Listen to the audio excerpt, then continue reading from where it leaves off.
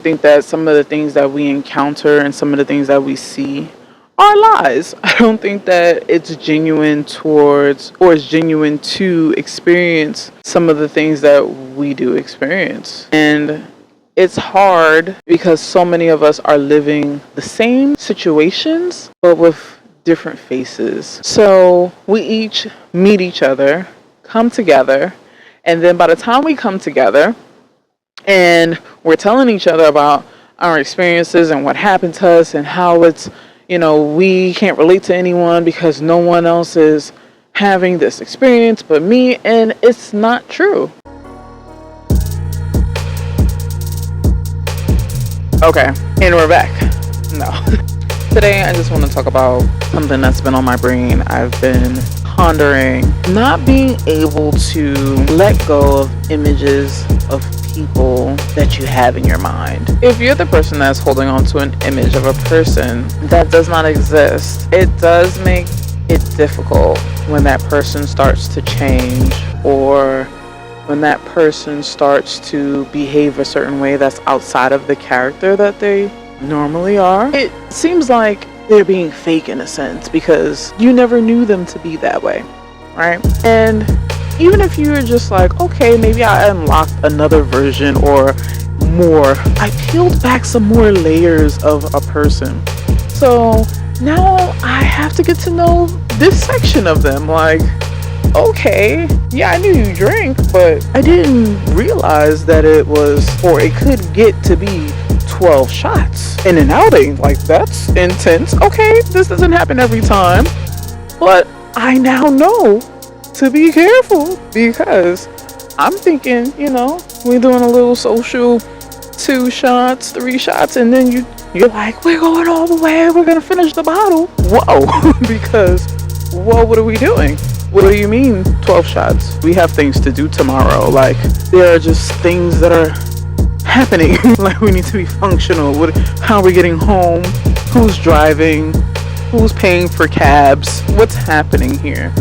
And that's just an example. And right now, for me, that's even an extreme example. We definitely don't have to have that many shots to have fun. So I'm definitely not at that point in my life. But if that's how you roll, that's fine. But it's good to know. I don't think that you're different. I just think that now I know something new about you, which is okay. But now I'm not going to say that I think that you weren't showing me all of you. I'm just thinking, I learned something new about you. Let me add that to who you are. Okay, you had a bad moment. Where did this bad moment come from? What provoked said bad moment?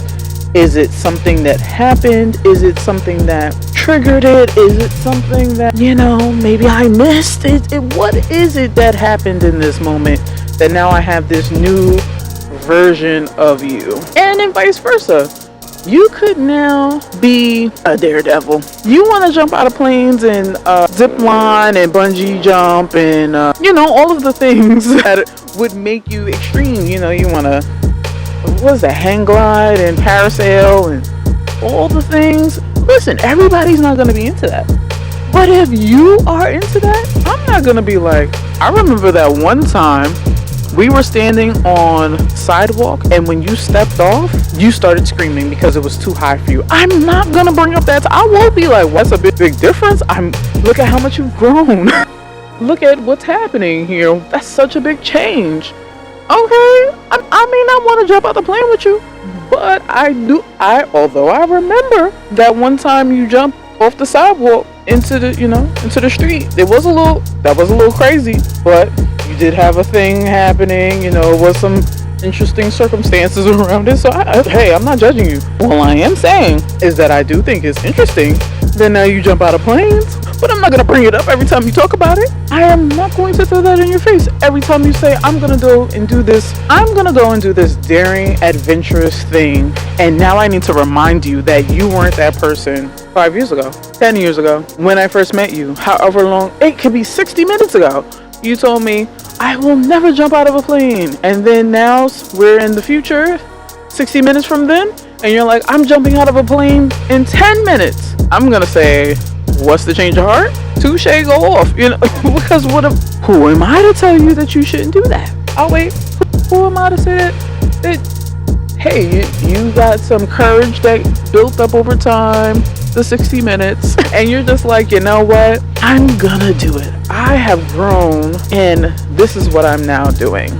I used to be nervous about talking in front of people, and now I'm giving speeches in front of tens of thousands of people. I'm not gonna remind you about that one time it was 10 people in the room and you was like, that's ridiculous to me.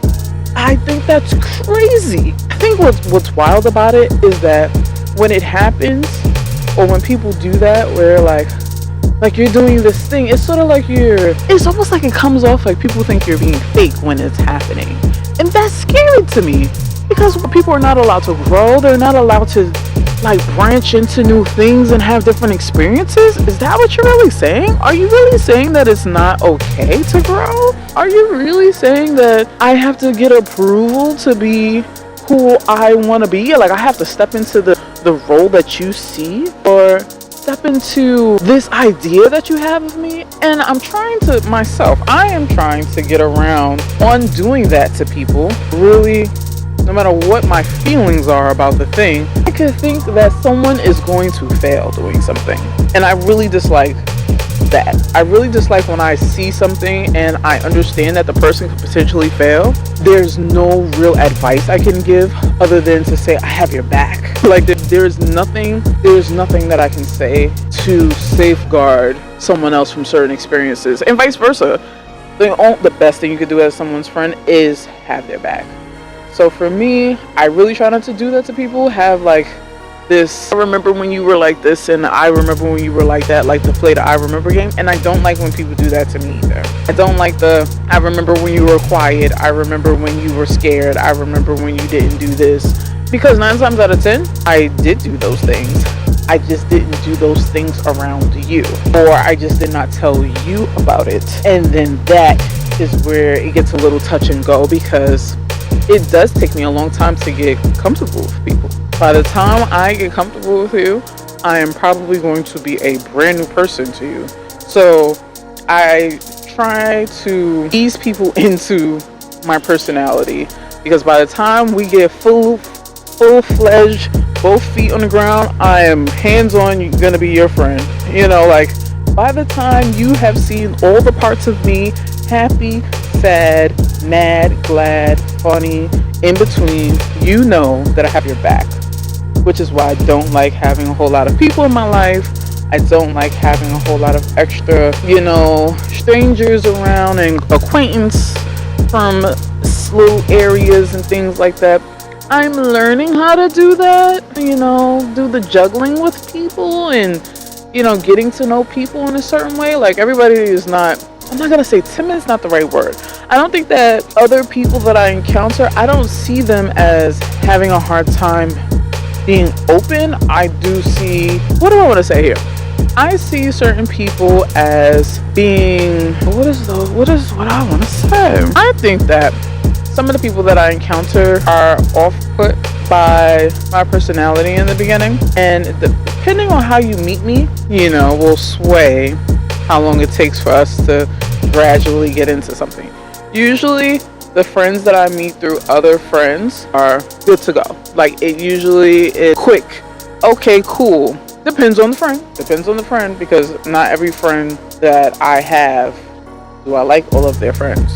So that's just be respectful all the time, but that doesn't mean that I want to be their friends. So that part. But for the people that have like the general, they're okay. Like, okay, cool. We had a nice conversation. We shared a drink. We had a hi and a kiki, and ha, and I see you again. Okay, it's such and such. Yay, such and such is here. Or maybe it's the guy, and it's like, a guy is here. Okay. Or maybe it's like, girl is here. She was so funny. Like that's fine. And then sometimes I don't want to do none of that. Sometimes I don't want to meet new people. But respectful, always respectful, baseline. So that. And then I guess going into the whole respectful thing, if we're going to go into that, then I also think it's interesting when So I also think it's interesting when we get into the whole respectful thing. When somebody gets disrespectful, I bring the bar to hell. No, I am not doing that with you. You can I will give you the bar and you can bring the bar to hell yourself. I just don't want to have those kinds of experiences with people. I'm not gonna say I don't care enough. I just don't want to have those sort of exchanges with people. I don't think that I no longer think that anybody is important enough because I have brought some bars to hell with people, or yeah, I definitely like have been disrespected by certain people and was like, oh, okay, so we're being disrespectful? Are we sure? We're sure? Oh, wait. I got my Martha Stewart here going on. Hold on. What's happening here? That was crazy. I noticed that the whole time. Crazy. Alright, cool. Let's do that. Not like we can see it on that side, but alright. I guess. Is that better? Should I put it back? Too late. Took it out now. Anyway, maybe I should have left it up because of the wind. Okay, anyway, too late. So, yeah, so my whole thing is just like, I don't want to match any energies. I don't want to be like, oh, you disrespected me, so now I have to show you what disrespect is. No. I just don't want to talk to you. I don't have to talk to you. We don't have to be friends. We do not have to converse. You do not have to talk to me. I do not have to talk to you, and that's okay. I'm good with that. And I think I said that before because I'm really serious about that. Like, if you feel like the only way we can converse is by you disrespecting me, or you not hearing me, or you not taking what I'm saying into consideration, most of our exchanges are us going back and forth and seeing who could hurt each other more. I don't want to do it. Count me out. Every single time. You won. You can say whatever you want to say. I will even give you the ear, say what you want. Like, I will listen. And then you give me the opportunity to listen, to understand why I'm not talking to you. I now understand. And I don't have no reason to want to rekindle. You know why? Because I was listening. When you called me all the B words and all the MFers, I can't even think about no real curses right now. But when you called me all of those things, I was listening. When you told me that I wasn't crap, I was listening. When you told me whatever it was that I need to be or I'm not, and this is why, and all the things that you said, all the things that you say when you're angry, I remember when I'm not angry. And when you're not angry, I remember. So even when everything is all good, when we're having great conversations, when everyone's around, when we're on the phone, when we're chit-chatting, when we're like, my God, you went to this place and you got the most amazing coffee and you went to a great concert. Guess what? I remember because I heard you. Excuse me. I remember when you said that. I don't care how long ago it was. I remember. It's like that. I remember. I just like it because I want to let it go. I want to let it go. I want to move forward. I actually want to act like it didn't happen. That's not how my mind works. I can forgive you. Our relationship will never be the same. I will never be able to be in that space of a friendship, of an acquaintance, of a person that I know. I will not be able to put you in another category until something else happens. Someone that I know. Just someone that I know. I'm trying to see how I can explain this without saying who they are, because it's very specific, especially if you know people in my life. So I'm gonna be careful here. Okay, cool. What time is that? Okay, cool. There's someone that I know. They are very sweet. Helpful advice straight from the ancestors most of the time. You can tell them anything and they will have an answer, sometimes so good that it's like, where did you even get that from? Like, that's insane, right? And the last time I asked them a question, they gave me a response about someone, and their response was, they would have to save your life twice in order for me to be around them like nothing ever happened. And I laughed because I knew they were serious, and I was just like, you're funny. You're very funny. But they were serious. They're serious and very serious, but willing to accept me forgiving that person, being able to have conversations with the person that they were referring to. So I relate to that. I'm very understanding of that kind of space, because just because I don't agree with you doesn't mean that you don't get to make your own choices. Doesn't mean that you don't get to grow. You get to grow. You get to do it in your own time, and I don't have to do that with you. But I respect that you're doing it. I don't have to stand exactly where you're standing, and I don't have to walk in your shoes. I bring them up as an example because I think they're a great example of just someone that respects boundaries enough to be like, hey, that's not for me. I am still upset about that thing that happened to you as my friend, and I'm happy that this is where you are, and power to you, but that's not where I am, and so you can leave me alone with that. But I'm very happy for you. This is my conditions for me to be okay, and I don't see why they would be in a position to do that for you. So I'm just letting you know for the foreseeable future, if it ever comes a time that we all need to be together, we will not. I respect that. Thank you for letting me know. Thank you for putting us all on the same page. That's all I want to do. I just want to be on the same page. Let's build up some good steam to the right pages, So there has been this thing that I've been going back and forth about.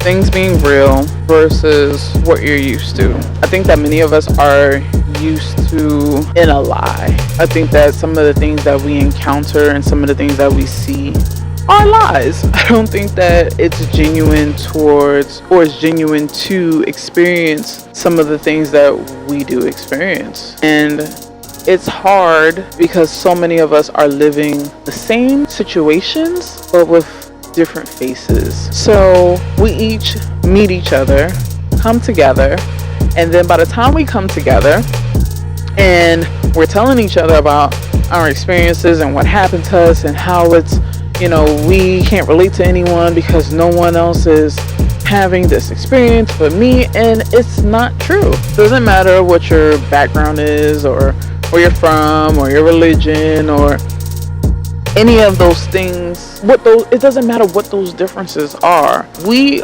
are still having the same things happen. Is that what I want to say? We are all having experiences and have shared experience. Whether you're on this side of the world in Brooklyn, whether you're in China, whether you speak English, whether you're black, whether you have hair, whether you don't have hair, whether you can see, whether you cannot. We share a lot of common things. It's just, what is part of your reality? What is it that you're living through? And I think that the more that we dive into that, we can all have a little bit more compassion for each other. But it's really like this game. We're playing a game with each other because we're trying to be the best that no one ever was.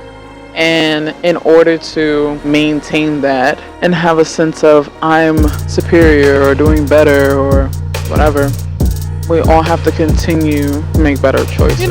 One of the things that bothered me today was I realized that someone that I used to know really well don't know them as well as I did anymore. And they changed based on certain things that have happened to them, and having a different mentor and having certain people give them more guidance and believing that they are a certain esteem because they make a certain amount of money and they have a certain rapport with certain things. And that conversation that I had with them allowed me to realize that we are not on the same page anymore.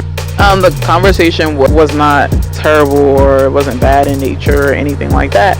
It just was so far to the left that I was just like, ooh, we're not going to be able to do this too much more. Like, we're only going to be able to talk about these things right here. Ooh, like this just little line right here. Ooh, like it was so cringy. Like, it was so cringy. It was cringy. I think the hardest part is that I'm just trying to figure out a way to explain this because we don't have any bad blood. It's just, we do have to speak. So I'm just trying to, for better understanding, how we can walk on the same path together without the way it was. We don't have to agree. We do not have to even see things the same way. However, in this particular department, understand that we're not on equal footing, and I'm not necessarily okay with that, but it's now my job to make myself on equal footing. I think that they have a bit of an advantage in this particular situation, and it's not to say that it's a good thing or a bad thing. I just see the situation as them having an advantage. And maybe I can see how they could see it in reverse, but that's essentially, that's not what it's about. Like, the advantage part is not the important part. Is how can we handle this business that we have together? How can we still make this business thrive? That's how I'm gonna explain it. How can we make this business thrive? What kind of contract do we need to put in place, or what kind of rules or guidelines do we need to put down so we both can be able to allow this business to thrive? Because as of right now, the business is not doing well. The business is not doing well at all. Like, no, that's not true. The business is okay. The business is doing a lot better than other businesses, right? And forget that. I'm not even gonna make the clarity thing. It's just, the business is okay. Like, at a baseline, the business, I know people that have businesses like this and their business sucks. Like, I could not have that particular business. I would not want to have that business. I would not want to share that kind of business with someone. But the business that this person and I share is okay, and we have been in business for a long time together. However, the business is not thriving the way it should be, because we do not see certain things the same way. And the way we go about handling the problems within the business is not helpful to the business. It's helpful to each of us as individuals, but not to the business. And for myself, the only thing that I see that would be helpful to the business is if we got on the same page. And it's hard because we don't see things the same way. And I don't even need to see them the same way. I just want to be able to allow the business to thrive. And I think what we agree on is that we don't exactly know what the business needs to thrive. Each of us have done research on what would make the business thrive, but this particular business has gone through its own unique set of issues and things. We're really learning as we go, and I think so far we've done okay. The business is growing. The business is okay, like, just okay, like, not bad, not amazing, not thriving, but okay. It could be so much better if we could figure out what would make the business, go to another level. And I think that as soon as we figure that out, because I think that both of us are trying to figure it out separately, and now we're at a place where we could figure it out together, because before we weren't able to do that. So I'm really proud of us for that. So right now, I'm really excited about that. I'm excited. Well, I guess my question would be, what are some of the things that people do to allow their business to thrive and prosper? And can we implement those things to allow our business to prosper and thrive? Because I think that most people want their business to thrive, not just be okay or just be in existence. Like, that's a step. Anybody that can fill out some paperwork can have a existing business. Anybody that's willing to pay a recurring bill can have an existing business. So, how can you make your business thrive? That's the question.